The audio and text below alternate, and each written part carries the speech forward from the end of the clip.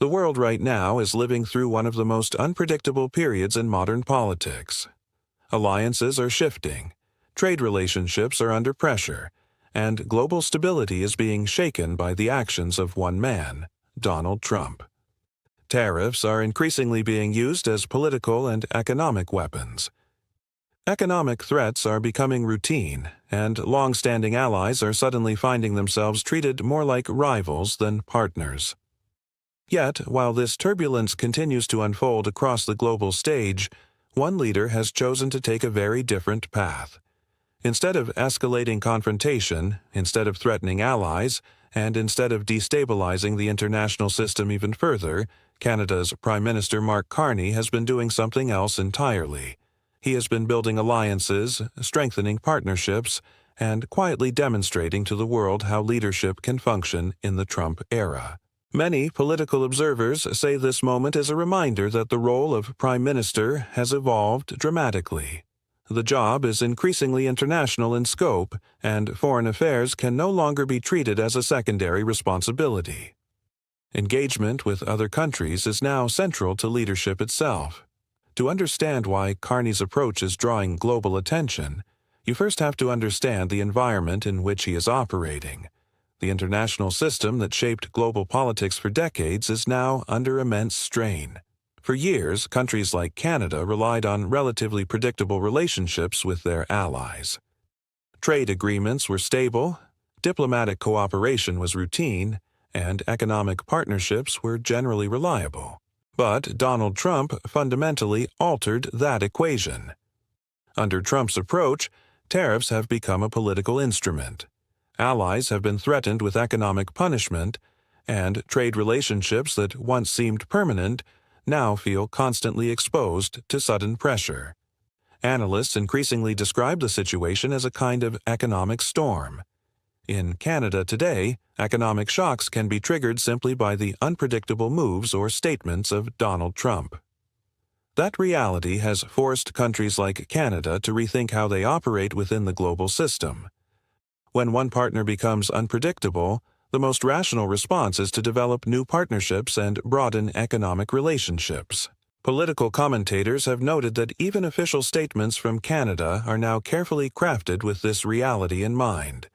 In many cases, the audience for those statements is effectively one person, Donald Trump. When a government says it supports the United States in pursuing certain objectives, that statement can also be interpreted as placing trust in the leadership of Trump himself. That is a complicated position for Canadian leaders, especially when domestic audiences may be deeply skeptical about associating too closely with Trump's policies or rhetoric. As a result, Canadian officials often find themselves balancing diplomatic language with domestic political realities. That balancing act is precisely what Mark Carney has been managing as he responds to this shifting global environment. Rather than reacting to pressure with anger or escalating rhetorical conflicts, he has chosen a far more strategic path focused on strengthening Canada's long-term position in the global economy. Over the past several days alone, Carney traveled across the Indo-Pacific region, meeting leaders in India, Australia, and Japan, while advancing discussions aimed at expanding Canada's economic partnerships. These visits were not simply ceremonial diplomatic events designed for headlines or photo opportunities. They were centered on concrete economic cooperation that could reshape Canada's global trade relationships in the years ahead. During these meetings, discussions focused heavily on sectors expected to define the future global economy. These include energy exports, critical minerals, resilient supply chains, advanced technologies, and long-term investment partnerships that could deepen economic ties for decades. By prioritizing these sectors, Carney is working to connect Canada more deeply with some of the fastest-growing economic regions in the world. At the same time, he is positioning Canada as a reliable supplier of resources and technologies that modern economies increasingly depend on. The strategy behind this effort is straightforward but extremely important. The more partnerships Canada develops around the world, the less vulnerable it becomes to pressure from any single country. In an era where economic threats are increasingly used as tools of political leverage, Expanding those partnerships becomes one of the most powerful strategies a country can pursue. This is where the contrast between Carney and Trump becomes especially striking. Trump's strategy is largely built on leverage. If the United States is your dominant trading partner, Washington can threaten tariffs, pressure companies, or attempt to force concessions during negotiations. But that strategy only works if countries have nowhere else to turn. Carney's strategy moves in the opposite direction. Instead of accepting dependence, he is actively reducing it. Instead of relying primarily on one market, he is building relationships across multiple continents.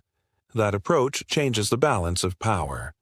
When Canada deepens its partnerships with countries like India, Australia, and Japan, it gains something incredibly valuable in international politics: choice.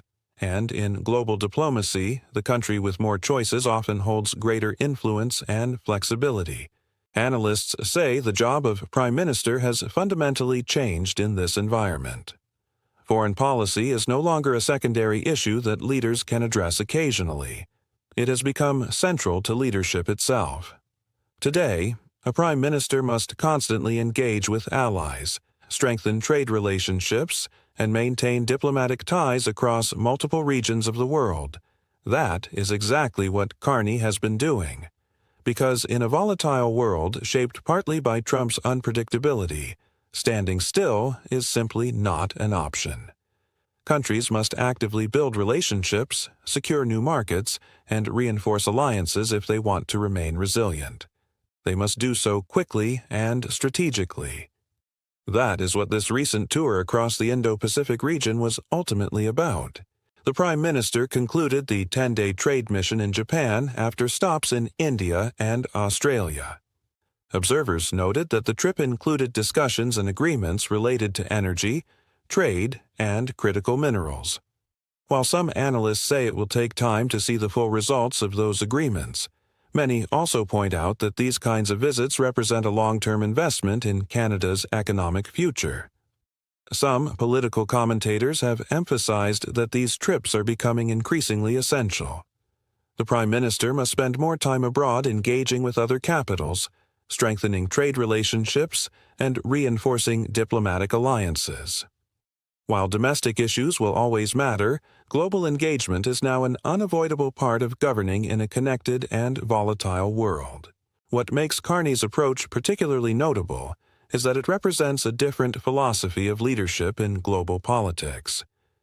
Where Donald Trump often relies on pressure, confrontation, and economic threats as negotiating tactics, Carney has focused on strengthening alliances and reinforcing cooperation among democratic partners.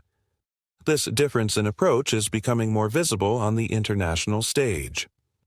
In a world experiencing rising geopolitical tensions and economic uncertainty, many countries are actively searching for partners who offer stability and reliability. Governments want relationships with countries whose policies are predictable, whose diplomacy is consistent, and whose leadership reinforces cooperation rather than undermining it. Canada is increasingly beginning to occupy that role under Mark Carney's leadership.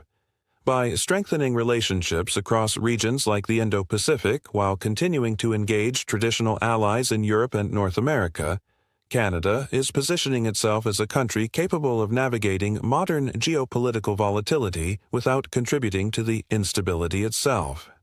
In a global environment where trust between nations is becoming harder to maintain, that kind of leadership is drawing significant international attention.